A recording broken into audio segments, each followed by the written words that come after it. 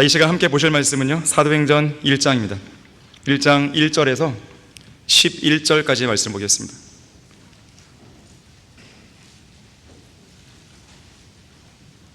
사도행전 1장 1절에서 11절까지 말씀입니다. 자, 오 데오빌로여, 내가 이전에 쓴 글에서는 예수께서 행하시고, 자, 이전에 쓴 글이라면 누가복음을 말합니다. 누가복음. 그래서 사도행전의 저자는 누가예요. 누가가 지금 쓰는 거예요. 누가복음에 이어지는 내용이 바로 사도행전입니다. 예수께서 행하시고 가르치시기를 시작하신부터 주께서 택하신 사도들에게 성령을 통하여 계명들을 주신 후 들려 올라가신 그날까지의 모든 일을 기록하노라. 예수께서 고난을 당하신 후 자신이 살아계심을 그들에게 많은 무오한 증거들로 보여주시고 40일 동안 그들에게 보이시며 하나님의 나라에 관한 일들을 말씀하시노라. 또 사도들과 함께 모이셨을 때에 그들에게 예루살렘을 떠나지 말고 아버지의 약속을 기다려야 한다고 명령하셨으니 주께서 말씀하시기를 그것은 너희가 내게서 들은 바니라. 요한은 정령 물로 침례를 주었으나 너희는 여러 날이 지나지 않아 성령으로 침례를 받으리라고 하시더라.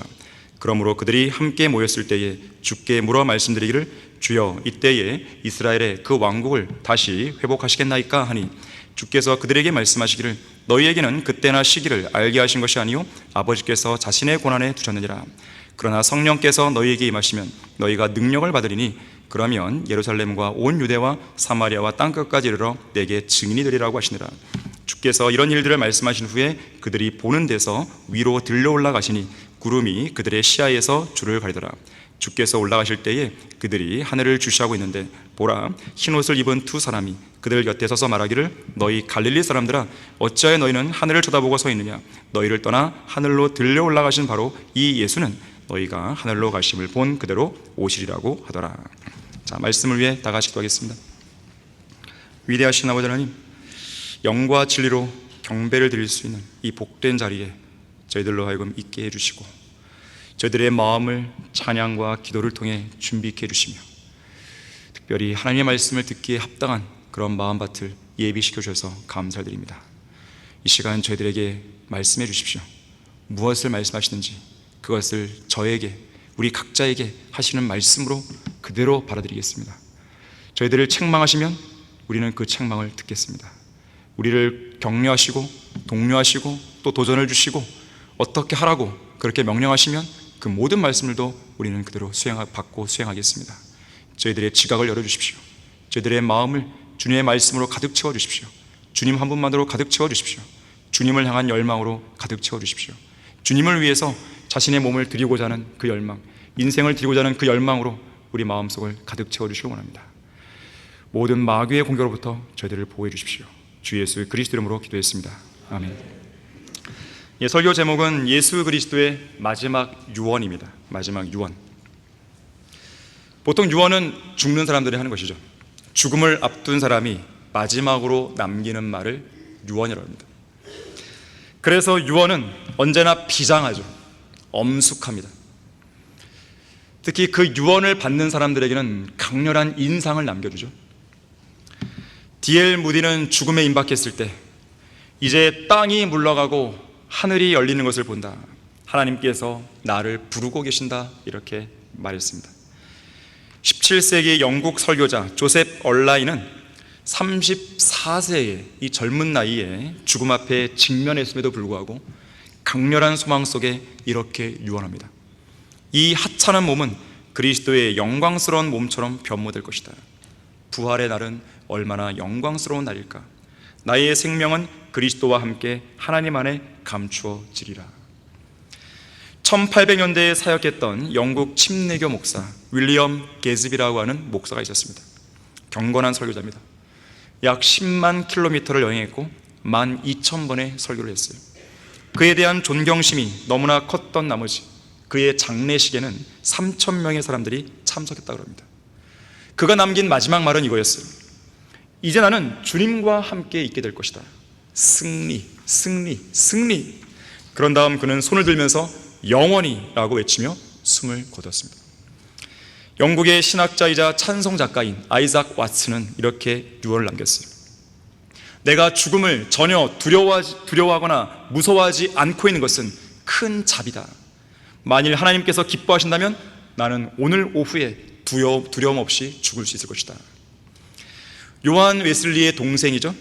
찬송 작가였죠. 찰스 웨슬리가 있습니다. 77세에 죽기 전 아내에게 다음과 같은 시를 남겼다 그래요. 극도로 나이 들고 연약한 죄 많은 벌레 같은 이 인간을 구속한 분이 누구신가? 예수님이여, 주께서는 나의 유일한 소망이시며 나의 약해진 몸과 마음의 힘이시니다. 오, 내가 주님으로부터 즐거움을 취하고 영생 안으로 들어가리다. 영국의 찬송 작가 존 켄트는 역시 77세의 나이로 그리스도 안에서 잠들 때 이렇게 말했어요. 나는 소망 가운데 기뻐하노라. 나는 영접되었네 라고 외쳤어요. 18세기 영국 침례교 사역자 사무엘 메들리는 죽을 때 이렇게 외쳤어요. 죽는 것은 아름다운 일이다.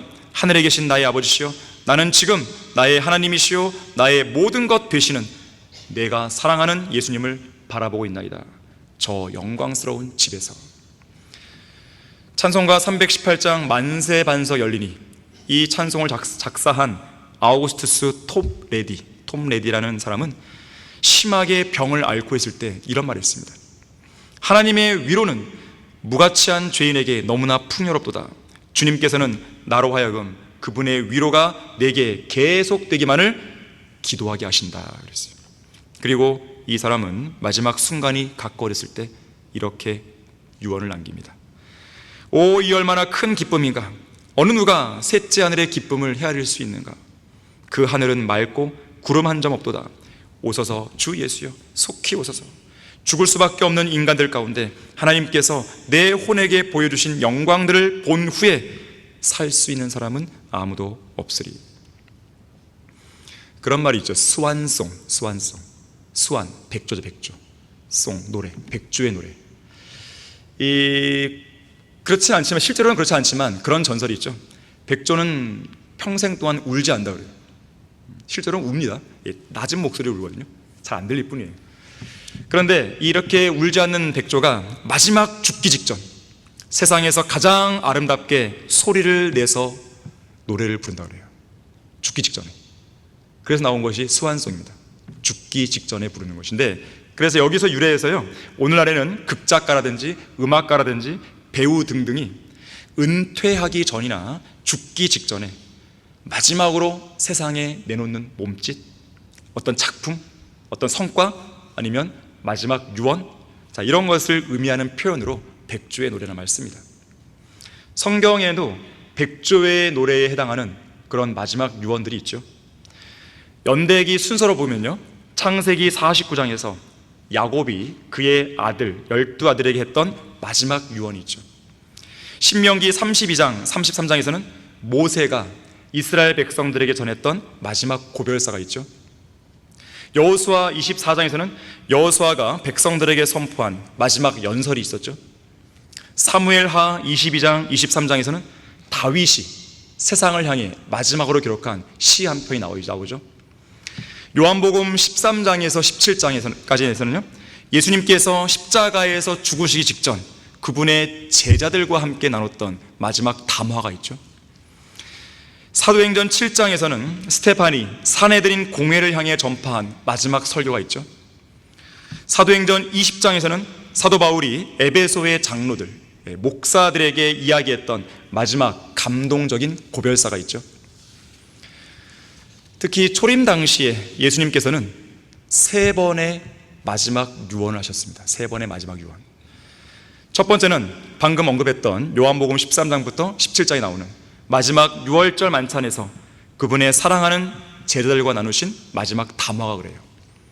두 번째 마지막 유언은 소위 가상칠언이죠. 가상칠언. 십자가에서 예수님이 마지막으로 남긴 7마디 말씀.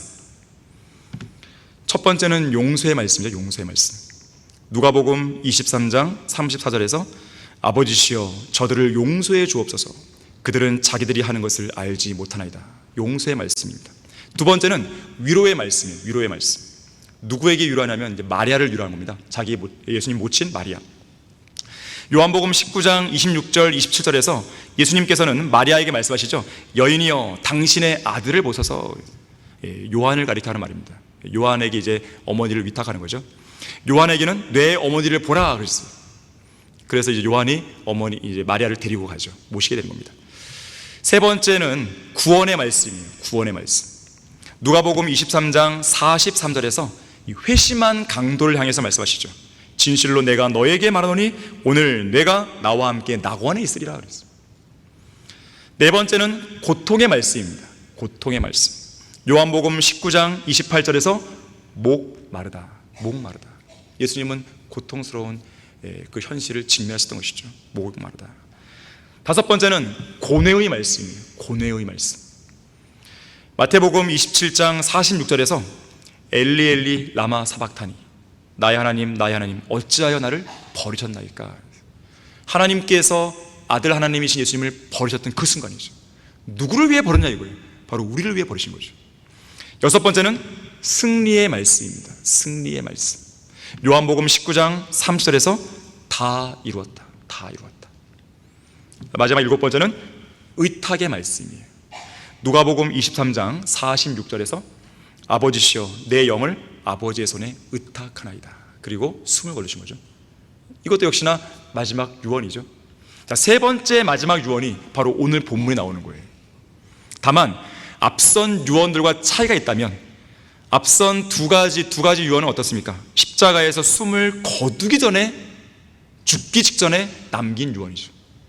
하지만 오늘의 유언은 뭐냐면 십자가의 죽음에서 부활하신 다음에 하늘로 승천하시기 직전 이 땅에 지상에 40일간을 더 계시면서 남기신 유언과 같은 몇 가지 교시들, 즉 가르침들이에요. 자, 예수님께서 승천하시기 전에 마지막으로 남기신 교시, 가르침은 무엇인가? 첫 번째로 부활에 관한 많은 무오한 증거들을 보여주셨습니다. 부활에 관한 많은 무오한 증거들이. 본문 3절 전반부를 보시게 되면 예수께서 고난을 당하신 후 자신이 살아계심을 그들에게 많은 무오한 증거들로 보여주시고 그랬어요. 자, 부활이 무엇입니까? 구원받은 그리스도인의 신앙의 본질입니다. 자, 예수님께서 십자가에서 피 흘려 죽었기 때문에 우리의 죄가 제거되었고 예수님이 죽음에서 부활했기 때문에 우리가 의롭게 될 수 있었던 것이에요. 예수님의 죽음과 부활이 복음이죠. 로마서 4장 25절에서 예수께서는 우리의 죄를 제거하시기 위해서 죽으셨다고 했어요. 그리고 우리를 의롭게 하시기 위해서 부활했다고 했어요. 예수님의 죽음과 부활이에요. 예수님의 죽음은 우리의 죄를 제거하고 용서한 것이고 예수님의 부활은 죄인이 우리를 의롭게 하신 것이죠. 그래서 여러분들은 복음을 전할 때 죽음만 전해서는 안 되는 것입니다. 예수님의 죽음과 부활을 반드시 전하셔야 되는 거예요. 마틴 루터가 말합니다. 부활은 기독교 교리의 핵심 사항이랬어요. 핵심 사항. 이렇듯 예수 그리스도의 부활은 참된 복음의 시금석입니다. 다른 종교들은 감히 흉내를 못 내죠. 왜 그렇습니까? 그들은 죄인이기 때문에 그런 거예요.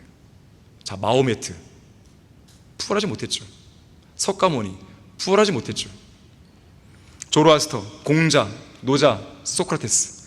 자, 이 세상에 종교가 많이 있는데 그 어떤 종교 지도자, 창시자랄지라도 죽고 부활하지 못했습니다. 흉내를 낼 수도 없어요, 이거는. 자, 부활은 예언과 더불어서 성경적 기독교 신앙만이 지니는 가장 두드러진 특징입니다. 그래서 사도 바울은 예수 그리스도의 피의 속죄보다도요 부활에 대해서 더 많이 언급하고 더 많이 강조합니다. 누군가가 잘 설계했듯이 인류 역사상 최고의 빅뉴스는 바로 무덤에서 온 소식입니다. 무덤에서 어떤 소식이 온지 아십니까? 비어있는 거예요. 비어있다는 것이죠. 마태복음 28장 6절에서 그분은 여기에 계시지 않고 말씀하셨던 대로 살아나셨느니라. 와서 주께서 누우셨던 자리를 보라 그랬어요. 빅뉴스예요. 빅뉴스. 자, 그 자리를 아무리 뚫어지게 쳐다봐도 그 자리는 비어 있습니다. 예수님께서 누우신 그 자리는 비어 있는 거예요. 살아나신 것이죠. 한때 인도를 위시한 이 불교 국가들에서는요 석가모니의 뼈가 발견되었다고 환호하면서요 막 떠들썩한 적이 있었습니다. 심지어 그들은 석가모니의 뼈들을 잘 진열해서 수백만 명의 인도 국민들이 보는 앞에서 그들의 존경심과 경외감 속에 시가 행진했어요. 그 뼈를 들고 많은 사람들이 죽고 부활하지 못한 석가모니의 뼈들 앞에서 엎드려 막 절합니다. 그 모습을 지켜보던 한 선교사가 그 친구에게, 자기 친구에게 말하는 거예요.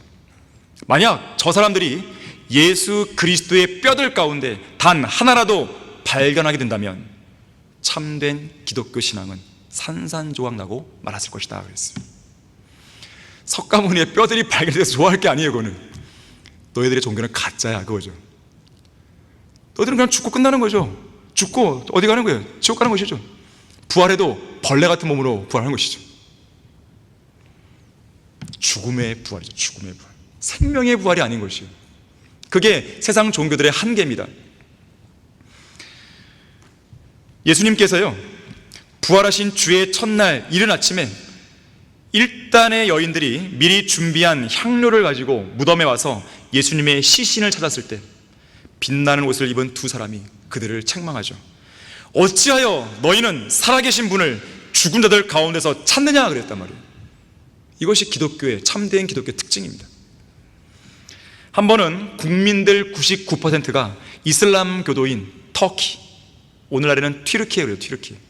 이 터키에서 어떤 선교사가 그곳 현지인들을 향해 성경을 펼쳐서 예수 그리스도의 부활에 대해 다음과 같이 설명하고 있었습니다. 여러분 보십시오. 제가 지금 여행을 하다가 두 갈래길을 만났습니다. 두 갈래길 중에서 어떤 길이 내가 가야 할 목적지에 다다르는 길이는지 저는 도무지 알 길이 없어서 주위에 이 길을 물어볼 사람이 없는지 저는 찾았습니다. 그때 저는 두 사람을 만났습니다.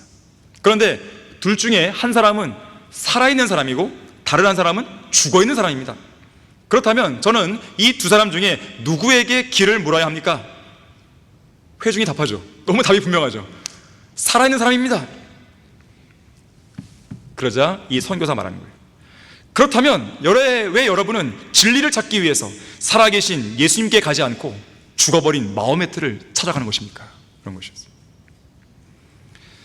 자, 그런가 하면요, 세상 죄인들은 어떻게 해서든지 부활을 거짓으로 만들려고 합니다. 왜냐하면 예수님께서 살아나지 못했어야 성경은 거짓말이 되고 그리스도의 복음도 우리가 믿는 믿음도 헛것이 되고 엉터리임이 판명되기 때문에 그렇습니다. 하지만 예수님께서 죽었다가 다시 살아난 것은, 잘 들어보세요, 많은 무오한 증거들로 확증되는 거예요. 오늘 본문에 나오듯이 많은 무오한 증거들이에요. 무오한 거예요. 오류가 없는 거예요. 그런데 변개된 성경들은요, 이 무오한 이 단어를요 이렇게 바꿨어요. 확실한 증거, 확실한. 자, 어떤 것이 확실할 수 있어도 오류가 있을 수 있습니다. 어떤 증거가 확실해도 그것이 오류가 있을 수 있어요. 무오한 증거입니다. 단순히 확실한 증거가 아니에요. 이 변개된 개혁 성경에 편승한 흠정령 마찬가지예요. 절대 확실한 증거. 그렇게 해놨어요. 아니에요. 무오한 증거예요. 영어 단어도 그렇게 표현하는 것이죠. 무오한 증거입니다. 절대적으로 진리이고 오류나 속임수가 있을 수 없는 무오한 증거들로 예수님의 부활은 입증되는 거예요. 우선 비어있는 무덤이 입증하죠. 비어있는 무덤. 현장 검증 하면 돼요. 현장 검증. 비어있는 무덤이에요. 예수 그리스도의 부활이 무오하다는 것을 보여주는 거예요. 두 번째 증거, 성경 말씀이죠. 부활을 이미 예언했고 예언한 그대로 부활이 성취되었음을 보여주는 하나님의 말씀, 이 성경을 증거 목록 제1호로 제출할 수 있죠. 현장 검증이 가능하고 증거 목록이 있는 거죠. 세 번째, 증인들이죠. 증인들. 최소 500명 이상을 법정에 세울 수 있습니다. 증인들이에요.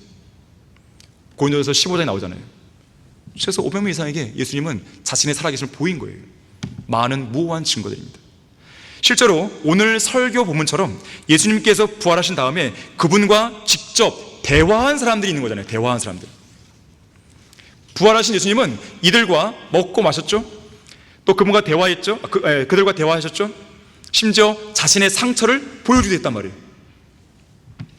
또한 주님은 스테판이 순교할 때 자신을 보여주셨죠. 다마스커스로 가는 바울에게도 자신을 직접 보여줬죠. 그때 바울이 말합니다. 주여, 당신은 누굽니까? 누구시니까? 그때 주님이 말씀하시죠. 나는 내가 박해하는 예수라. 가시체를 거듭하는 것이 내게 고통이라고 했단 말이에요. 무오한 증거들로 뒷받침되는 예수님의 부활이 없었다면 인간의 무덤들은 그 뼈들이 먼지와 재로 변하면서 영원히 침묵을 지킬 수밖에 없었을 것입니다. 제가 이번 발인 예배 때도 설교했지만 김용삼 모친께서 지금은 주님께서 가셨잖아요. 이 땅에서 잠시 못 보니까 좀 슬픈 일이죠. 그럴 거 아니겠어요? 하지만 우리는 낙심하지 않잖아요. 이제 곧 볼 건데, 이제 곧 있으면 볼 것인데, 이 예배가 끝나는 즉시 볼 수도 있고 아니면 지금 우리는 올라올 수도 있단 말이에요. 그런 믿음을 여러분 갖고 계셔야 되는 거예요. 그게 우리의 믿음입니다. 그래서 우리는 막 대성통곡하면서 안 한단 말이에요.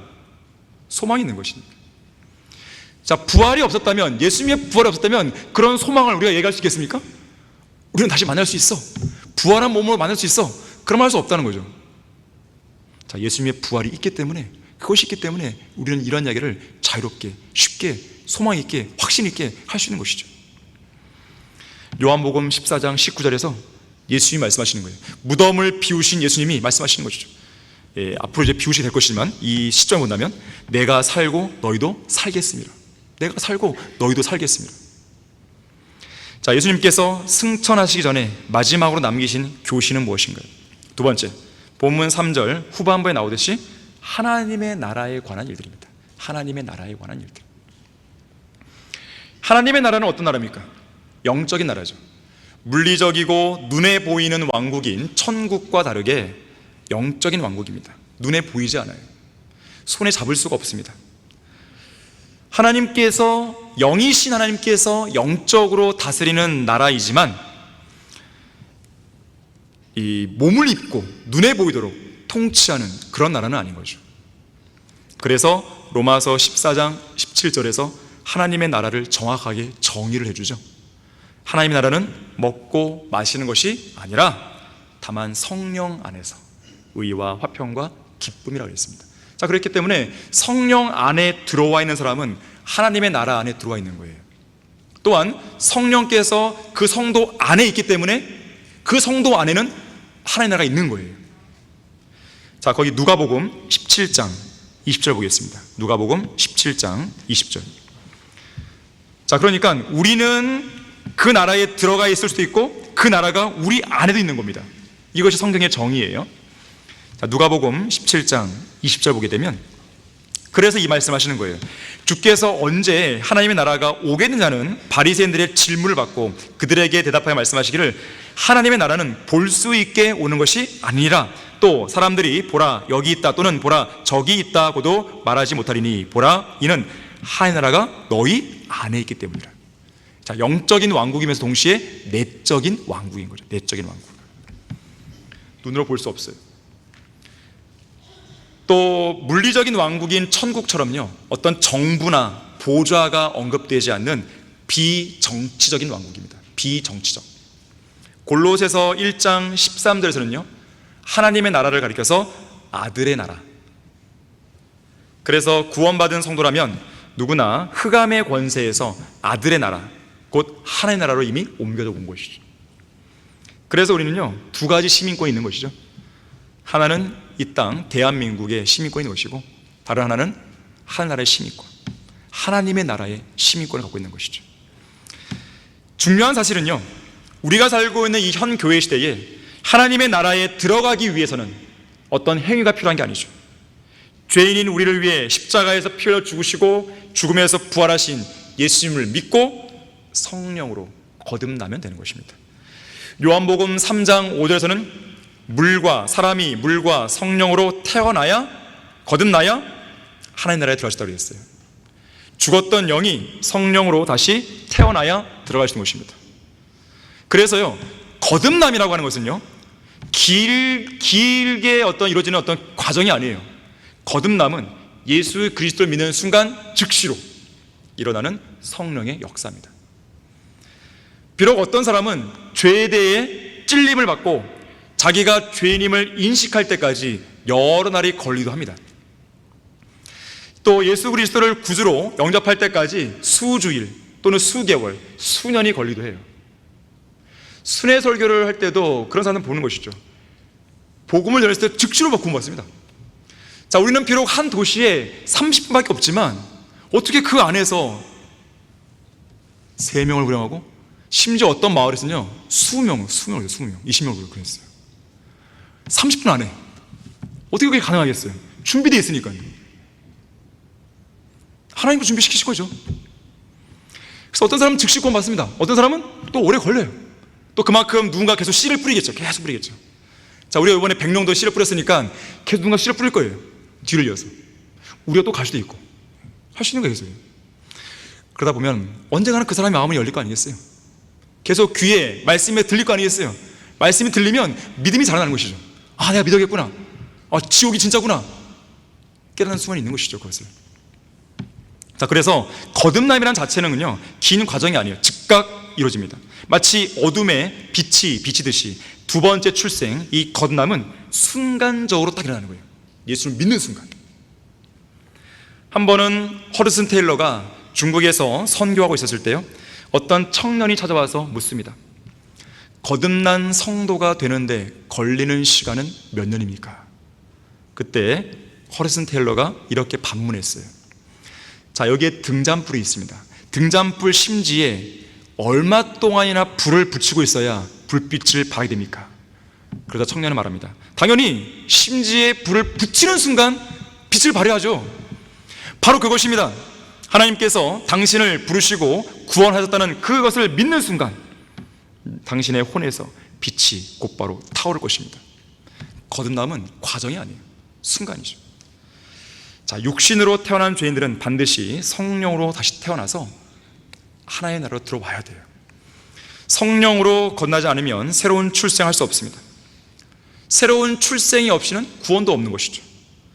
거듭나지 못하면 구원받지 못한 것이고 결국 그 사람은 지옥 가는 것이죠. 침례는 거듭남이 아닙니다. 침례를 통해 거듭나는 게 아니죠. 침례는 뭡니까? 구원받은 성도가, 이미 거듭난 성도가 나는 그리스도와 함께 죽은 사람입니다. 나는 그리스도와 함께 장사된 사람입니다. 나는 그리스도와 함께 살아난 사람입니다. 이것을 의식으로 보여주는 거죠. 또한 거듭남은요 단순한 개혁이 아닙니다. 개혁은 뭐예요? 옛 성품을 사용해서 어떤 악에서 돌이키는 거예요. 그래서 개혁은 영원할 수가 없습니다. 반드시 그 개혁은 다시 돌아가 버리는 거예요. 옛날로 돌아가는 것이에요. 거듭남은요 개혁이 아니라 하나님의 초자연적인 역사의 결과입니다. 새로운 피조물이 되는 영적인 혁명이에요. 영적인 대사건입니다. 완전히 180도 돌아서는 거예요. 완전히 새로운 피조물이 되는 것입니다. 거듭남은 종교적인 행위나 의로운 행위, 교회의 단인, 경력으로 이루어지는 게 아닙니다. 성령 하나님을 통해서 내가 예수를 믿는 순간 한순간에 이루어지는 놀라운 기적인 것이죠. 자, 예수님께서 승천하시기 전에 마지막으로 남기신 교훈은 무엇인가? 세 번째로 예루살렘을 떠나지 말고 아버지의 약속을 기다려라 그랬어요. 아버지의 약속을 기다려라. 본문 4절과 5절이죠.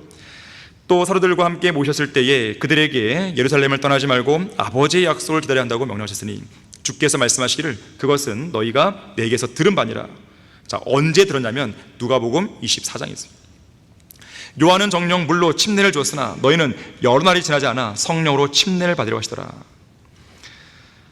특별히 누가복음 24장 49절에서는요 높은 곳으로부터는 능력이었습니다. 높은 곳에서 온 능력. 실제로 이 약속이요 사도행전 2장에서 오순절날 성취가 되죠. 성령 하나님께서 오심으로 성취가 됩니다. 그 약속이 성취되자 제자들은요 본문 8절에서 예고되었듯이 능력을 받게 됩니다.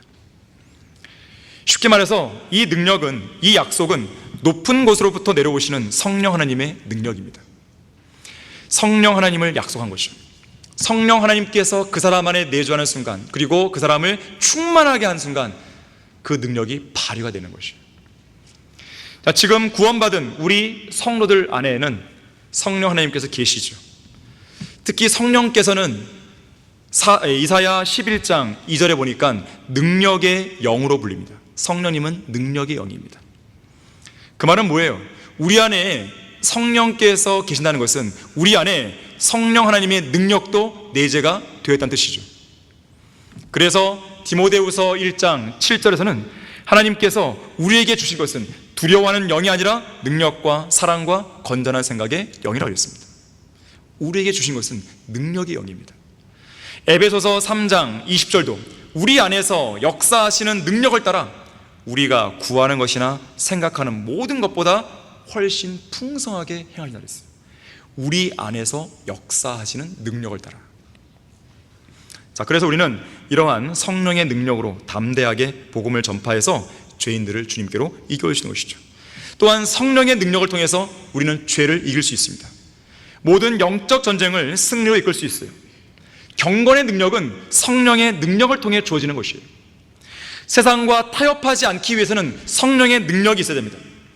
마귀의 유혹을 이기고 반복되는 죄의 악순환의 고리를 끊어내기 위해서는 절대적으로 성령의 능력이 필요한 것이죠.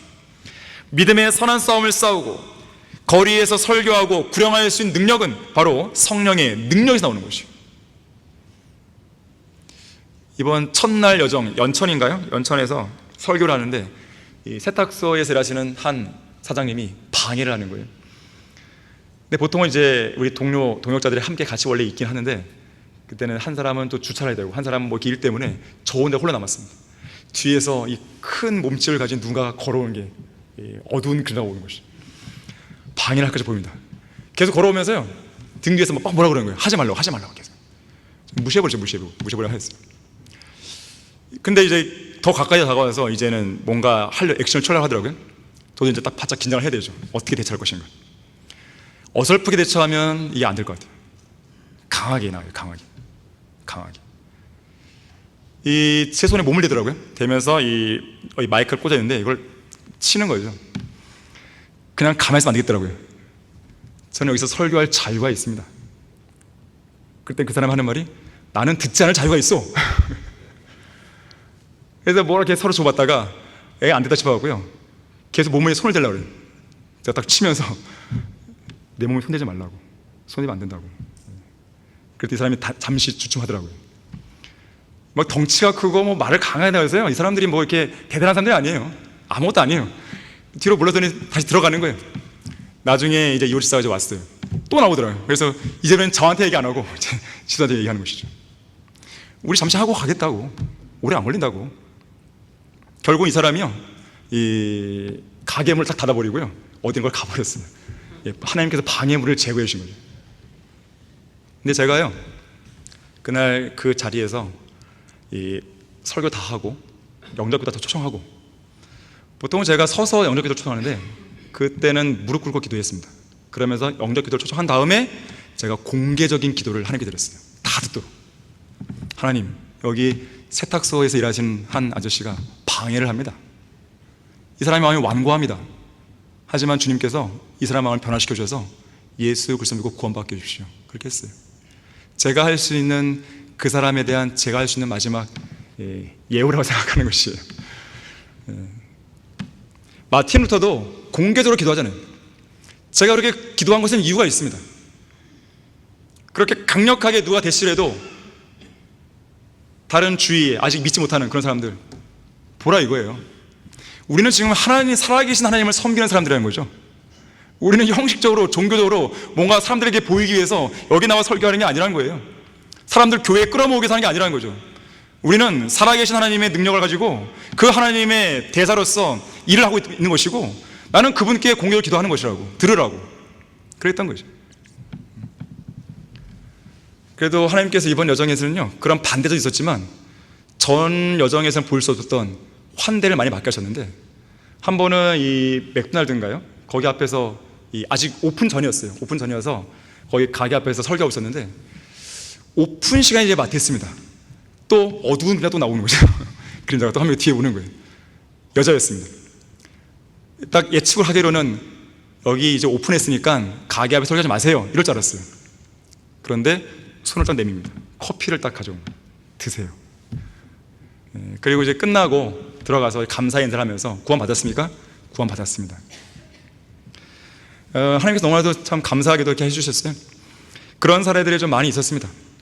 이번 여정에서는요. 어떤 분은 옥수수를 막 챙겨주고, 어떤 시장에서는요 막 설교했었는데 이 바로 앞에 한 5분 정도의 이 모친들이 앉아 계셨어요. 할머니들이 앉아 계셨는데, 한 분은 옥수수를 이제 삶고 찌고 계셨고, 3분은 옥수수를 까고 계셨어요. 그리고 한 분은 그냥 의자에 앉아 계셨습니다. 제 설교를 계속 듣고 있어요. 왜 들을까? 관심이 있는 것일까? 믿을 양이 있는 것인가? 아직 판가름이 안 됐어요. 근데 눈이 딱 마주쳤어요. 마주치는 순간 이분이 자리 딱 일었어요. 그리고 저를 향해 터벅터벅 오십니다. 방해를 하려는 것인가? 그런데 제 손을 딱 붙잡더니 10,000원짜리를 딱 쥐우세요. 안 받는다고. 근데 지워줬어요. 근데 그걸 그냥 받아서 갈 수 없어갖고요, 옥수수 있잖아요, 그걸 다 샀습니다. 10,000원어치 사갖고 가져가야죠. 근데 철원 성경에서 또 옥수수를 또 준비해갖고 그건 서로 바꿔서 먹었어요. 그래서 그렇게 했습니다. 하나님께서 너무나도 아름답게 해주셨어요. 자, 우리는 어떤 대적들이 온다 하더라도요, 성령의 능력을 하는 거예요. 성령 능력. 하나님의 능력이 있기 때문에 담대할 수 있는 것이에요. 겁먹으면 안 됩니다. 다 그런 액션들은 뭐냐면 우리를 겁먹게 하기 위한 마귀의 계략입니다. 그걸 아셔야 돼요. 자, 이것은 영적 전쟁이에요. 내가 겁먹고 이 시간 설교를 포기하는 순간 어떻게 되는 거예요? 지는 거예요. 자, 성령의 능력만 있으면요, 우리는 기도의 능력을 가질 수 있고 열매를 풍성하게 맺을 수 있는 능력도 소유할 수 있습니다. 사도 바울은 골로새서 1장 29절에서 내 속에서 능력으로 역사하시는 그분의 역사를 따라 수고하며 애쓴다고 그랬습니다. 성령의 능력이 있어야 어떤 것이 올바른 성경이고 어떤 것이 변개된 성경인지 구분할 수 있죠. 성령의 능력이 있어야 무엇이 진리이고 어떤 것이 하나님의 사역인지 분별할 수 있는 것이죠. 성령의 능력이 있어야 내가 지금 하는 말이, 내가 지금 하는 행동이 올바른 것인지 그릇인지 분별할 수 있는 것이죠. 성령의 능력이 있어야 죄인들에게 지옥에 가지 말라고 담대하게 경고할 수 있는 것이죠. 여러분, 복음을 전할 때 모든 사람이 우리를 막 환영하는 게 아니잖아요. 만약에 여러분들이 복음을 전할 때 매번 거절만 당해보세요. 거절. 나중에 어떻게 되는지 아세요? 에이, 안 되나 보다. 그냥 포기해버리거나 하죠. 낙심하죠. 그게 마귀의 공격이에요. 그 한순간을 넘어서야 되는 것입니다. 계속해서 기도하시면서 주님, 용기를 주십시오. 담대함을 주십시오. 자, 여러분은 높은 곳으로부터 오는 그 위대한 능력을 경험하고 싶지 않습니까? 예수님은 약속하셨어요. 특히 성령 하나님에 대해서 나를 믿는 자는 성경이 말씀한 것과 같이 그의 배에서 생수의 강들이 흐르리라고 했어요. 우리 안에 내주하고 계시는 성령께서는 충만해서 흘러넘치는 생수의 강이십니다.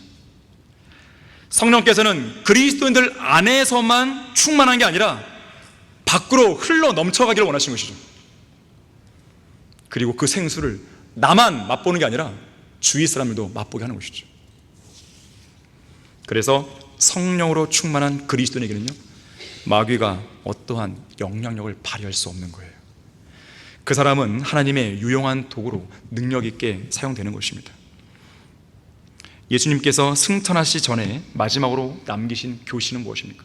4번째로 부활의 증인이 되라는 위대한 지상 명령을 주셨습니다. 자, 8절이죠.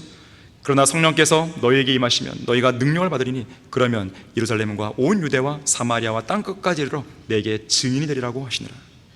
자, 여기서 말씀하는 증인은 22절에 나오지만 부활의 증인입니다. 자, 이 8절 말씀은 우리가 모두 암송하고 있어야 하는 말씀이에요. 아주 중요한 말씀이에요. 특히 여기서 우리는 순서에 주목해야 됩니다. 순서. 이 구절을 오늘날 그리스도인들에게 영적으로 적용해 보면요, 예루살렘은 우리의 가정이에요. 가정. 유대, 우리의 주변 이웃입니다. 사마리아, 우리나라 국내 주요 도시들이에요. 땅끝, 국내 전체, 오지 뿐만 아니라 해외 선교에 해당하는 것이죠.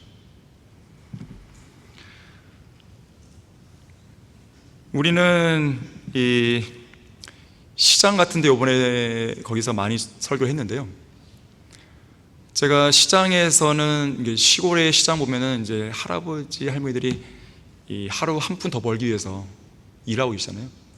그래서 항상 저는 첫 그 말에 뭘 띄냐면, 여러분 얼마나 먹고 살기가 힘드십니까? 그 말을 합니다.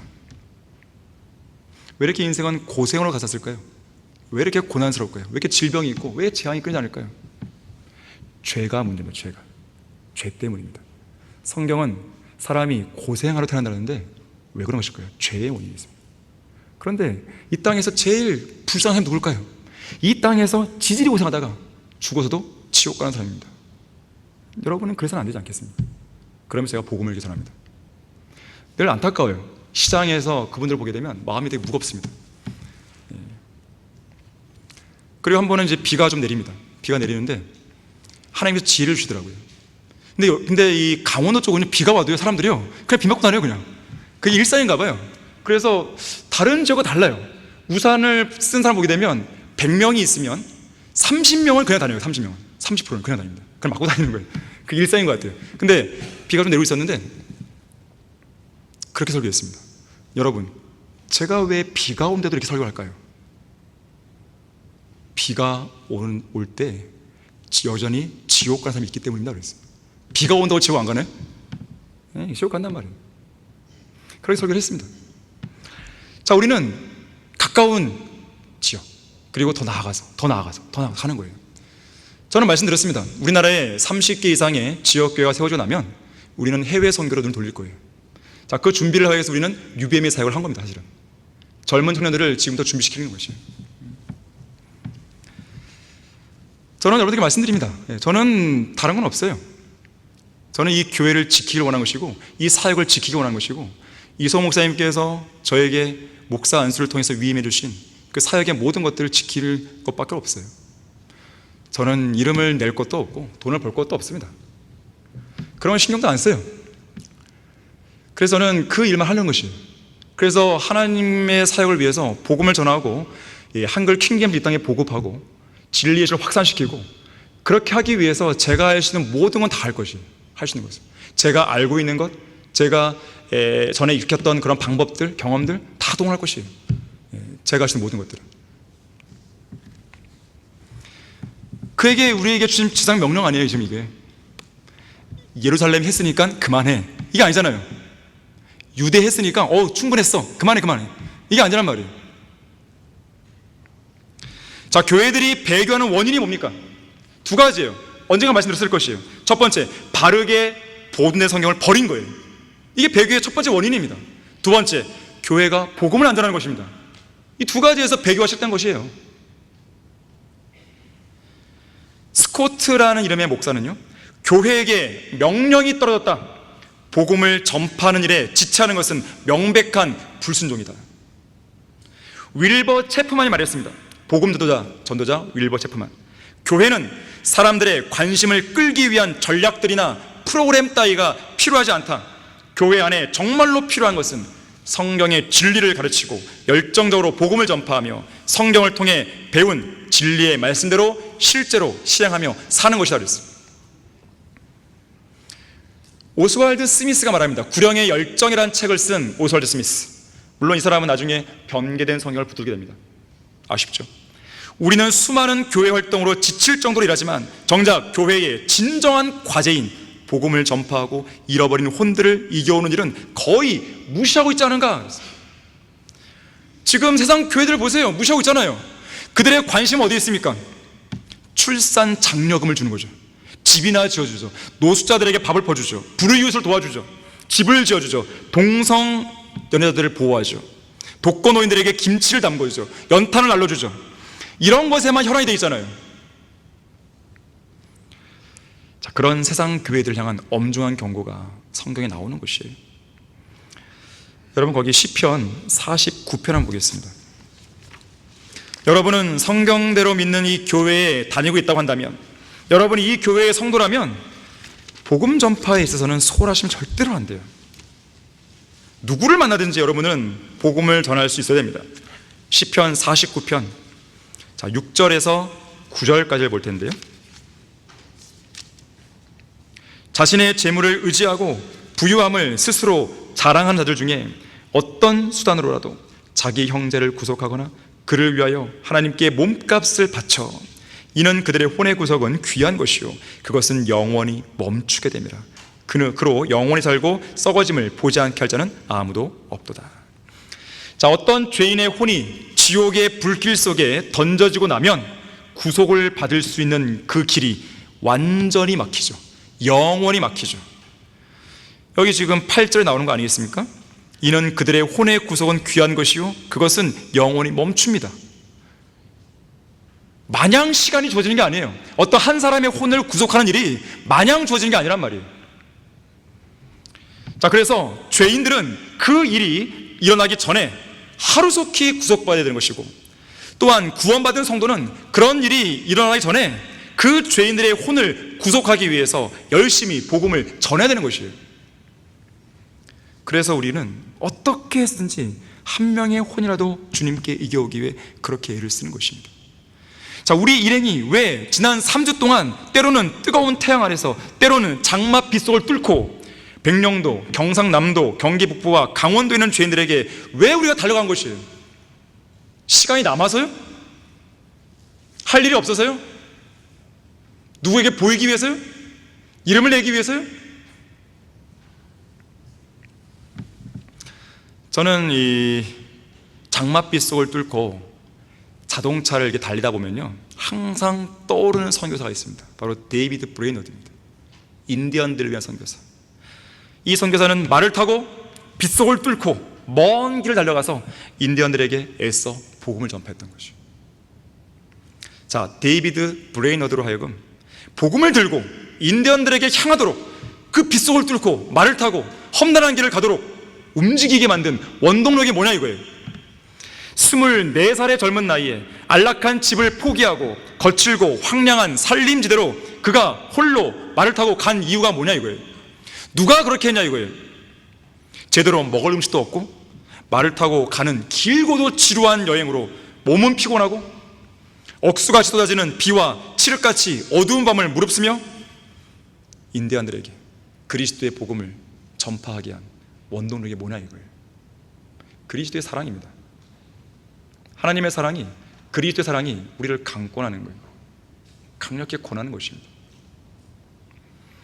우리를 강권하시는 그리스도의 사랑이 죄인들의 혼의 구속을 위해 기꺼이 몸값을 바치신 주님의 그 위대한 사랑이, 혼의 가치를 귀하게 여기시는 주님의 자애로운 사랑이 복음 전파의 현장으로 우리를 계속 내몰고 있는 것이에요.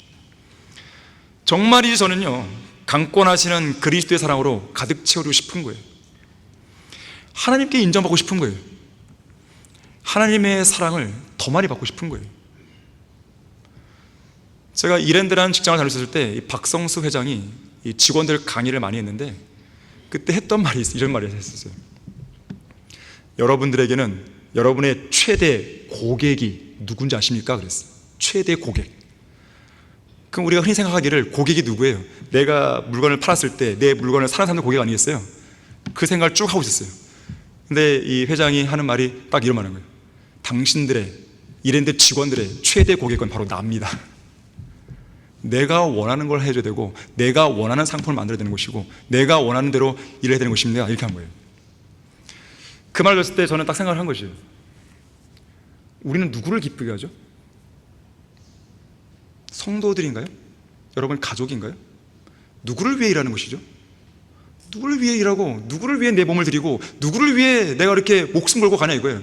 누구를 위해서 내가 장맛빛으로 뚫고 가냐 이거예요. 누구를 위해서 내가 그런 거절 또 당해도 왜 가냐 이거예요. 누구를 위해서 도대체? 하나죠. 답은 그죠? 그리스도 사랑밖에 없는 것이에요. 아니 주님이 나를 구속해 줬는데 나를 위해 자신의 몸을 다 바쳤는데 누구를 위해 산단 말이에요. 자, 예수님께서 승천하시기 전에 마지막으로 남기신 교실이 무엇인가? 마지막 5번째로 부활하신 예수님은요 40일간의 모든 가르침을 끝마신 다음에요 올리브산에서 승천하십니다. 그런데 승천하실 때 예수님이 직접 하신 말씀은 아니지만 재림에 관한 예언이 주어집니다. 9절 보세요. 본문 9절. 주께서 이런 일들을 말씀하신 후에 그들이 보는 데서 위로 들려 올라가시니 구름이 그들의 시야에서 주를 가리더라. 주께서 올라가실 때에 그들이 하늘을 주시하고 있는데 보라 흰옷을 입은 두 사람이 그들 곁에 서서 말하기를 너희 갈릴리 사람들아 어찌하여 너희는 하늘을 쳐다보고 서 있느냐. 너희를 떠나 하늘로 들려 올라가신 바로 이 예수는 너희가 하늘로 가심을 본 그대로 오시리라고 하더라. 자, 하늘로 가심을 본 그대로 오시는 거죠. 그 말은 뭡니까? 예수님의 재림은, 예수님의 다시 오심은 문자적이고 물리적이고 눈에 볼 수 있도록 이룬다는 사건이죠. 역사적인 사건임을 보여줍니다. 여러분은 예수님의 재림이 여러분이 살아있을 때 반드시 일어날 거라고 믿고 있습니까? 믿고 있다면 그날이 속히 오기를 간절히 열망하고 있습니까? 내가 지금 예수님의 재림을 믿는 것과 간절히 기다리는 건 달라요. 그래도 이 교회 다니는 사람들 중에 재림을 안 믿는 사람이 있겠습니까? 다 믿죠? 다 믿지만 기다리지 않는 사람들이 많습니다. 정말로 열망을 가지고 기다리는 사람은요, 삶의 변화가 나타납니다. 가만히 못 있어요. 반드시 내가 속히 오리라. 이것은 성경의 마지막 위대한 약속이에요. 이러한 약속에 대해 그 사람이 어떤 반응을 보이는가에 따라서요, 정말로 그 사람이 예수님의 재림을 정말로 믿고 기뻐하며 소망하는 사람인가 아닌가가 바로 나오는 거예요.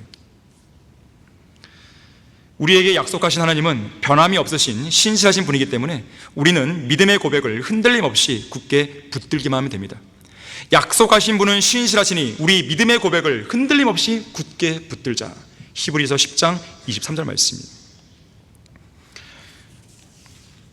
재림에 관한 하나님의 약속들은요, 우리의 마음을 흥분하게 만듭니다. 재림에 대한 열망으로 끓어오르게 만드는 것이죠.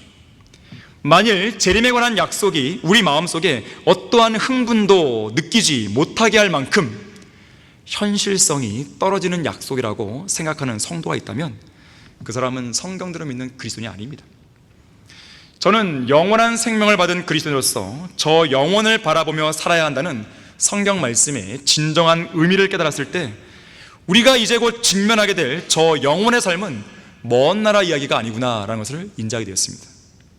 우리의 현실과 동떨어진 이야기구나, 그렇게 생각하지 않게 되었습니다. 개역 성경을 쓸 때는 그냥 막연했죠. 모든 것들이 예수님의 재림? 그냥 막연했어요. 하지만요, 한글 킹제임스를 믿고 난 이후로는요, 진심이 되고 진심 어린 마음과 진심 어린 행동과 진심 어린 말이 나오는 거예요. 저의 진심이 여러분의 진심과 똑같습니까? 같아요? 네. 같다는 것이에요. 하나님의 날이 오기를 고대하고 열망하랬어요. 열망. 조용히 기다리지 말고 입을 열어서요, 여러분이 정말로 열망한다면 입을 열어서 사람들에게 알려주세요. 이 세상은 끝나갑니다. 세상의 형체가 찾아갑니다. 정신 차리십시오. 이제 곧 심판이 있습니다. 하나님께서는 하늘과 땅을 불타 없애버릴 겁니다. 호해요, 호해요. 이제 곧 오신다는 하나님의 약속을 여러분이 만나는 사람들에게 알려줘야 됩니다. 결론을 맺겠습니다. 예수님께서는 자신의 죽음의 때를 알고 계셨고 승천하셔야 할 때를 알고 계셨습니다. 사도 바울도 죽기 전 자신의 죽음이 임박했음을 알고 계셨습니다. 모세도, 아브라함도, 야곱도, 여호수아도 자신의 죽음을 예견하고 올바른 삶에 관해서 마땅히 해야 할 일에 대해 백성들에게 알려주었습니다. 물론 구원받은 그리스도인이라고 해서 자기가 언제 죽을지 아는 것은 아닙니다. 하지만 러크만 목사는 말씀했지만 주님께서는 모든 그리스도인들에게 그것을 알려주십니다. 사실은요, 지금이야 지금. 우리가 너무 부주의해서 깨어있지 못해서 주님과의 교제가 좀 소원해져서 그래서 잘 인식을 못할 뿐이죠. 주님과의 교제가 충실하다면 이제 그만하고 올라와야지, 이 때를 모를 리가 없습니다. 문제는 우리가 그거를 알든 모르든 또 언제 죽든 죽음을 준비하고 있냐 이거예요. 주님이 오실 날을 준비하고 있냐 이거예요. 이게 중요한 거죠. 우리가 예수님의 재림의 날짜를 알면 뭐 하겠어요? 알면 잘 준비할까요? 정말로? 근데 왜 시험 날짜를 알면서도 왜 벼락치기를 할까요? 사람들이 이상하잖아요. 알면서도. 그게 인간입니다. 그래서 그런 측면에서 보더라도 주님은 안 알려주신 거예요. 이 사람이 계속 놀다가 딱 하루 전날 뭐 하려고. 어떻게 해야 잘 준비를 하는 것인지 그것을 여러분이 알고 대비하는 게 중요한 거예요. 럭커 목사님이 이렇게 말했습니다. 이렇게 우리에게 도전했어요.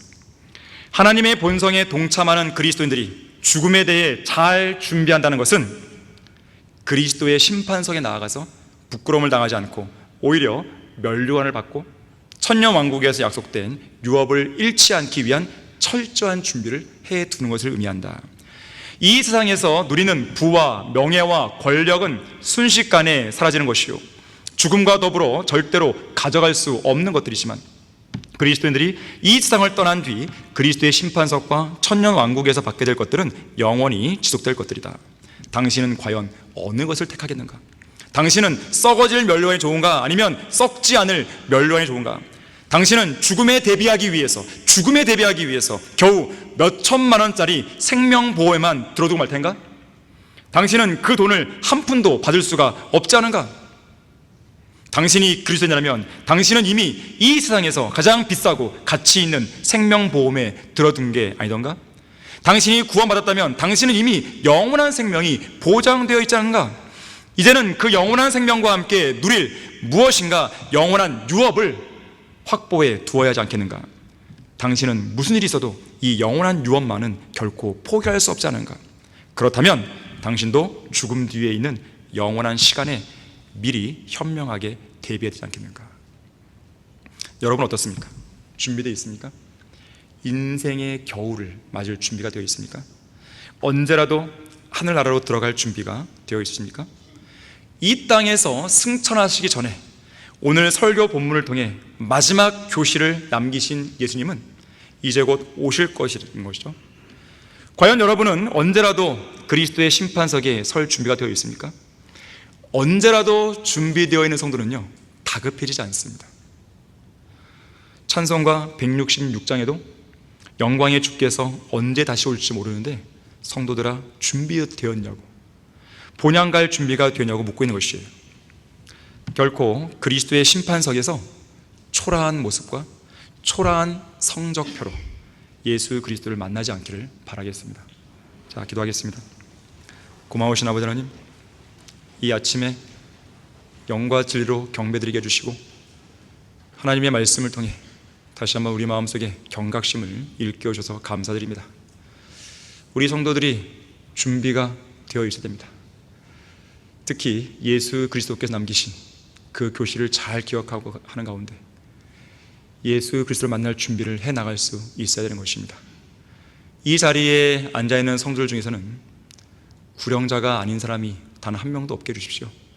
언제 어디에서 누구를 만나든지 예수 그리스도의 복음을 증거하게 해주시고 성령의 능력으로 하나님의 명령을 수행하는 담대한 그리스도의 군사 될 수 있도록 역사해 주십시오. 주 예수 그리스도 이름으로 기도했습니다.